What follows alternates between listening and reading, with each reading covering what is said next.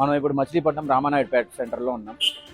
2-3 రోజులుగా ఇక్కడ జనసేన వాళ్ళు ఓ జెండా పాతుకోవడానికి జెండా పాతాం అనే ఒక ఈగో ట్రిప్ కోసం ఇక్కడ ఉధృతమైన వాతావరణం. ఎంత దారుణం అంటే బ్యారికేడ్లు కట్టారు. ఆడ 6 కానిస్టేబుల్ని కాపలా పెట్టారు. ఇక్కడ అంటే నేను అడిగేది ఏంటంటే, అంటే మనం ట్యాక్సీలు కట్టేది, అధికారంలో కూర్చునేది, జెండా కర్రలకి పోలీసుల్ని కాపలాలు పెట్టారు. బాలకృష్ణ గారు మెగాస్టార్ గారిని వాడు వీడు అన్నా, లేదా జనసేన వాళ్ళని సంకరజాతి యదవులు, అలగా యదవులు అన్నప్పుడు ఒక కాపు యువతగా నాకు చాలా బాధ అనిపించింది. కానీ ఇవాళ ఈ జనసేన కార్యకర్తల లేదా నాయకుల చేష్టలు కూడా అలాగానే ఉన్నాయని మనం మాట్లాడుకోవాలి. ఎవడి మీద గెలుస్తున్నారు మీరు?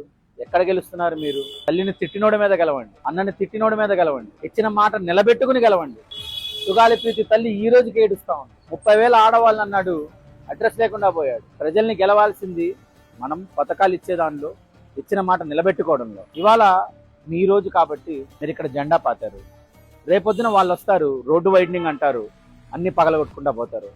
దీనికోసం ప్రభుత్వ యంత్రాంగాన్ని 6 రోజులు, వారం రోజులు ఇక్కడ వాళ్ళని పోస్ట్ చేసి వాళ్ళ టైం వేస్ట్ చేయడం, ఇవన్నీ కూడా జనసేన వాళ్ళు మైండ్కి ఎక్కించుకోవాలి. ఎందుకంటే ఇక్కడ మగాళ్ళు అయ్యారా ఏంటి మీరు? ఇక్కడ ఒక జెండా పాతేసి మీ ఇళ్లలో చూపించుకోండి మగదనాలు, లేదా చిరంజీవి గారిని తిట్టిన మీద చూపించండి మగదనాలు, లేదా పవన్ కళ్యాణ్ గారి తల్లిని తిట్టిన వాళ్ళు ఉన్నారు కదా, వాళ్ళ మీద చూపించండి మగదనాలు. ఇక్కడ మీకు నిజంగా మీరు పెద్ద మగాళ్ళే అయితే ఒకటే ఛాలెంజ్, లోకేష్ని సీఎం చేస్తున్నారంట, దమ్ముంటే పవన్ కళ్యాణ్ని సీఎం చేయించండి. మేము కాపులం, మాకు కాస్ట్ ఫీలింగే.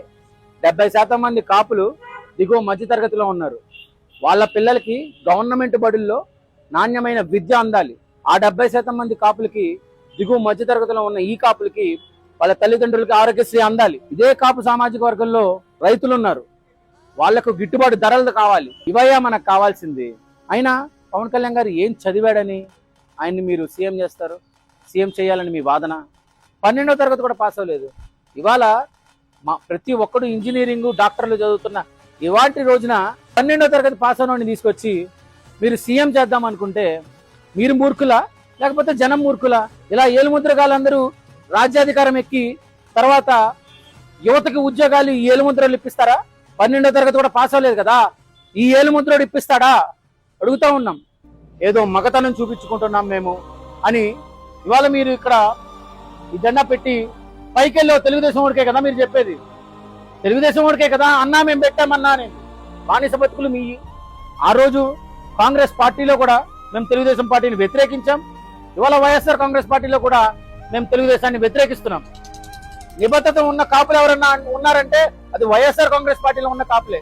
సో దయచేసి ఇలాంటి అలగా వేషాలు, చిల్లర వేషాలు తగ్గించుకోవాలి.